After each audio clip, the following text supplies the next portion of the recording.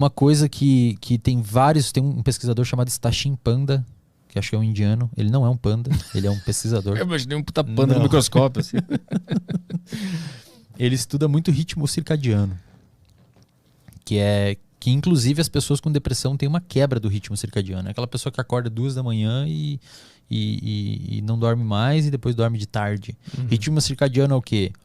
É como o seu corpo oscila dentro do dia, fazendo você dormir. Não é só sobre dormir, principalmente sobre dormir, mas também sobre sentir fome, sobre sentir energia, sobre sentir disposição e sobre sentir motivação. Ele mostrou que pacientes com depressão têm uma desregulação no ciclo circadiano.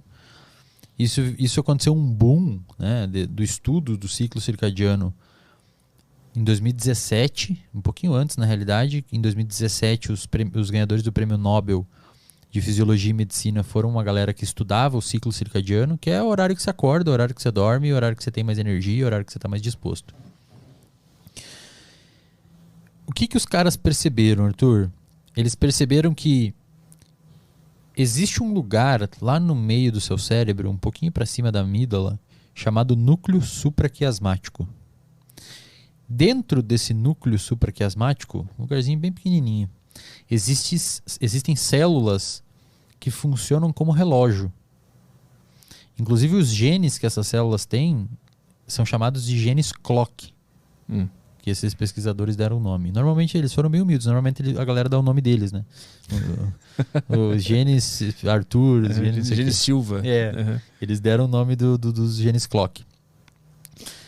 Que eles perceberam? Que esses genes, dentro da maquinaria celular, ocorre uma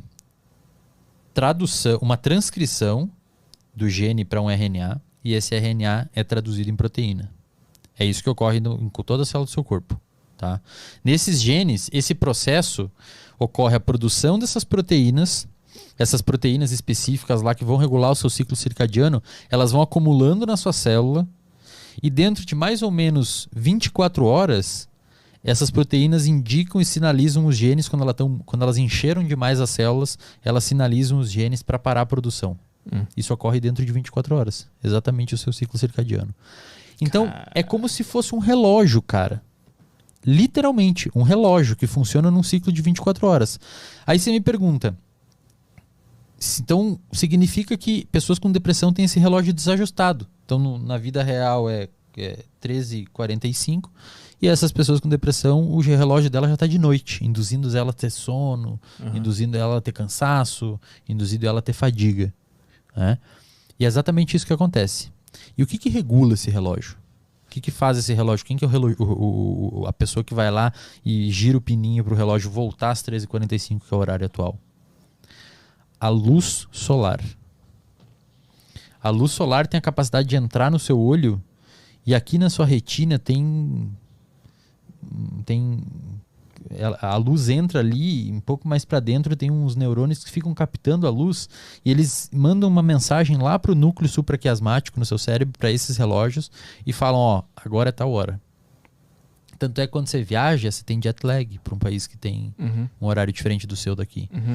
E a melhor forma de você tratar o jet lag, a galera geralmente toma medicamento para dormir. Dramin, famoso Dramin. Isso, Rivotril e tal. Uma cachaçinha também. Melhor forma de você tratar jet lag é luz solar. Se expor à luz solar, porque você vai estar informando o seu relógio que está zoado o horário que é.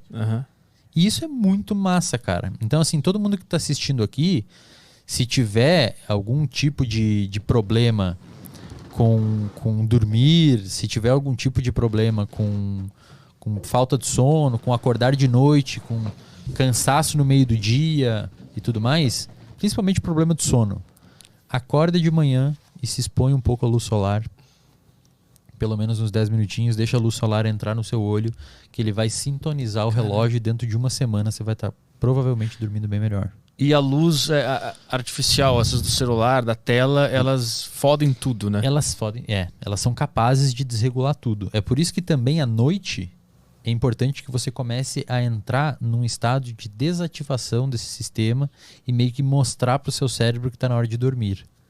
Quando tu fica, um cara tá tipo 3 da manhã jogando um game ali com aquela luz na cara, o que teu cérebro acha que tá acontecendo? Que você tá sei lá, em perigo. Tanto é que a luz à noite, essa galera, eles mostraram que a luz à noite é capaz de interagir com uma região no seu cérebro chamado abênula. Repete comigo aí. Abênula. Abênula? Isso. Eu gostei. Eu queria que mais convidados fizessem isso. Abênula. A luz entra, ela interage com a abênula e a abênula manda uma mensagem para neurônios dopaminérgicos e manda esses neurônios dopaminérgicos pararem de produzir dopamina, que é uma substância que tem relação com motivação. Não é prazer.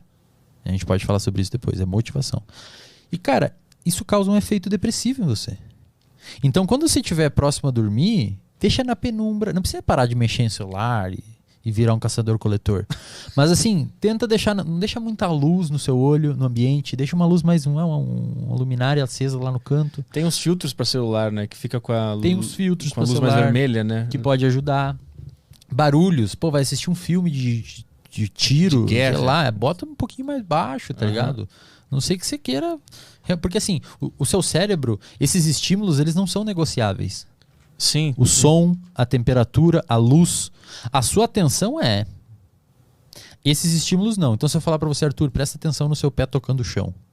Ou presta atenção agora na sua camiseta, no seu corpo. Para de fazer isso. Cara, você presta me manipulando atenção. Aqui. Você presta atenção. Agora eu falo pra você, para de detectar a temperatura do ambiente. Cara, essa temperatura do ambiente, quem tá detectando é aquela primeira camada do seu cérebro. Aqui, isso é o que a neurociência chama de inconsciente. É diferente do que a psicanálise chama de inconsciente. A neurociência chama de inconsciente isso. Você não tá mandando seu coração bater agora. Mas quando tu fala, eu percebo que ele tá batendo, né? E quando tu falou pra eu parar de notar a temperatura, eu notei mais ainda como é que eu tô me sentindo.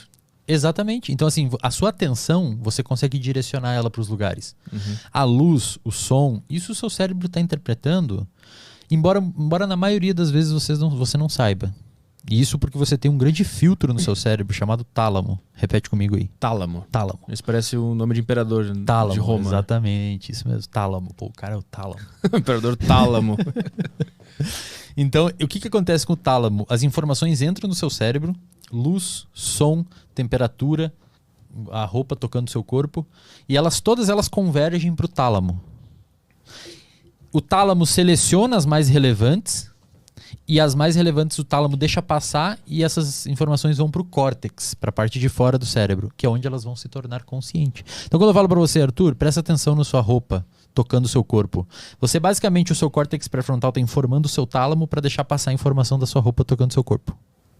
Antes ele estava bloqueando isso. Faz de novo o percurso? Ó, eu falo assim, todas as informações sensoriais, luz, som, tato, tá indo para o seu tálamo. Algumas coisas o tálamo não deixa passar. Por quê?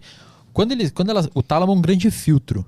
O tálamo tá fazendo o quê? Eu vou deixar passar as informações pro córtex, que é a camada de fora do seu cérebro, só aquelas informações relevantes pro momento. Entendi.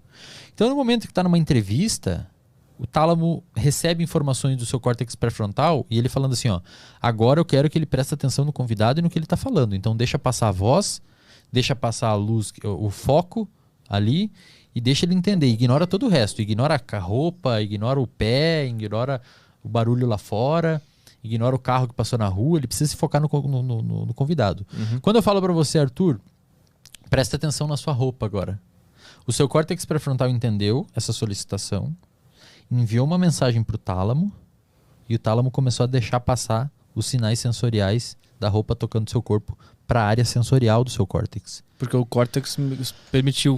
Solicitou também. Exatamente. De alguma forma, né? Porque a tua informação fez o meu córtex solicitar que o meu tálamo deixe passar essa informação. Exatamente. Caralho, é muito louco isso. É muito louco, cara. E, por exemplo, se você pegar pacientes que têm transtorno de déficit de atenção, é muito comum a galera achar que eles não têm atenção. Eles têm, na verdade, demais. É que esse é o problema. Eles têm muita atenção. O tálamo dele deixa passar muita coisa. Então o cara tá prestando atenção aqui, estudando, e passa um carro na rua, abre o portão lá, ele escuta. Uma pessoa que não tem TDAH deixa aquilo dali, o tálamo não traz aquilo para consciência, você não direciona a sua atenção para lá. A pessoa com TDAH escuta, presta atenção em tudo. Então bateu a porta lá embaixo, a pessoa já prestou atenção. Então ela não consegue estudar. E aí você tem que ter um auxílio psicoterapêutico e medicamentoso para regular isso. Mas aí é outra história. Ponto importante. Luz de noite tem esse efeito depressivo.